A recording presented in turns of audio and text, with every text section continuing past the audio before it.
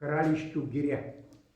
Tai čia Ignalinos krašte, kur eina nuo tų mano giminaičių ten gyvena ir paskui eina į Baltarusijos pusę. Hektarų hektarai, didesni miškai negu Dzūkijos. O apie ką jūsų pasakos iš vis? Pasaka apie tai, kaip piemenėlis ganydamas nedidelio kaimelio karves, telyčias ir avis, nuklydo pats į girios glūdumą ir norėdamas, gal tiesiog pasidomėti, kodėl toks ąžuolas suskaldytas. Kodėl ąžuolas suskaldytas? Didžiulis ąžuolas, senovinis. O kiek ąžuolai gyvena metų? Kelis tūkstančius. Teisingai, o Stelmužės ežeras, sakom, Stelmužės ąžuolas Zarasų krašte, tai sako jau, nežinau kiek jau, nepaprastai senas. Tai va, kai jis nuklydo, sako, o ašgi pažiūrėsiu, o ąžuolo lapai tokie tankos, šakos tankios, kad tiesiog tenai lietus, o tuo metu, kai jis norėjo užsilipti į tą ąžuolą, tai lietus labai lyjo.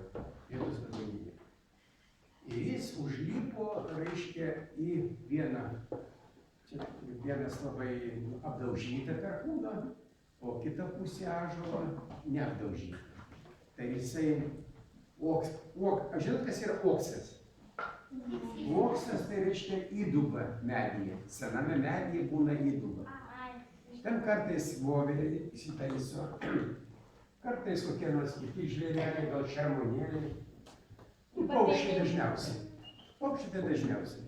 Tai štai jis pasilipo ir žiūri auksinėmis didžiulis lizdas ir auksiniai plaukai, šviesus.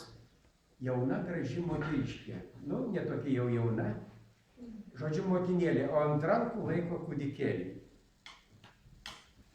Jisai įsigando ir jau vos nenupuolė žemyn, o ąžuolas gi būna, žinot, koksai senas, labai aukštas. Ir štai jis jau įsigandęs, sako, kas čia bus, užsimiršo, kur esąs, o ta moteriškė nusišypsojo, labai gražią šypseną, sako, tu piemenėlį nebijok, aš čia auginu Lietuvos sąžinę. Nes šiais laikais atsirado labai negerų žmonių ir sąžinė dažnai išvyta būna iš namų, iš miestų, iš kaimų, kuriuose prasigėrė kai kurie žmonės, vieni kitus nudaigoja, nužudo. O aš tikiu, kad kai išauginsim va tokius vaikelius, į suaugusius, tai šito Lietuvoje daugiau nebus. Čia, žinoma, aš labai trumpai pasakoju, o ten trupučiukas vaizdais būna, suprantat, reiškia, tai va tokius pasakėlės. Prašau. Vaikai visi piešia. Aš, pavyzdžiui, galiu nupiešti, va, tas berniukas, šaunusis stovi, tai aš iš tos pusės, va nupieščiau aš jį. A va iš tos pusės, atsiprašau, va taip pat, aš čia man neiškėlė. Reiškia, aš netikras dailininkas, bet kai kurias savo knygas aš iliustruoju pats.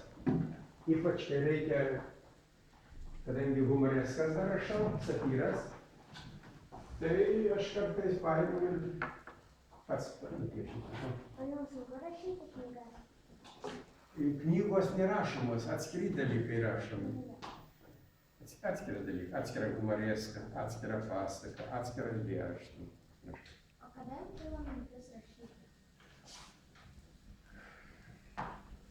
Kai pamačiau, kad aplink mano kaimą ir kaime buvo žmonių, kurie elgėsi labai negerai.